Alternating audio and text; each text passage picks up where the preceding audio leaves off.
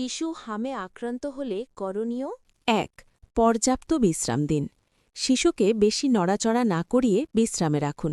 শান্ত ও পরিষ্কার পরিবেশে রাখুন। ২. বেশি করে তরল খাবার দিন। পানি, ডাবের পানি, স্যুপ, ভাতের মাড়, লেবুর শরবত দিন।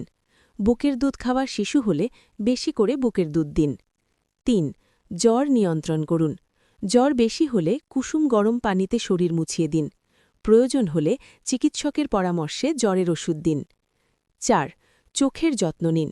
হাম হলে চোখ লাল ও সংবেদনশীল হয়। পরিষ্কার পানি দিয়ে চোখ ধুয়ে দিন। উজ্জ্বল আলো এড়িয়ে চলুন। ৫. ত্বকের যত্ন নিন। শরীর পরিষ্কার রাখুন। ঢিলে ঢালা নরম কাপড় পরান।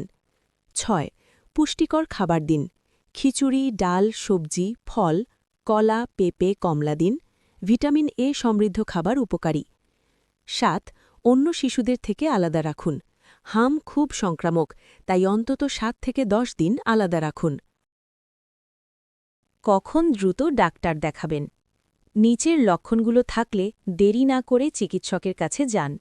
শ্বাসকষ্ট, বারবার বমি, খেতে না চাওয়া, খুব বেশি দুর্বল হয়ে যাওয়া, খিঁচুনি, কানে ব্যথা বা পুঁজ।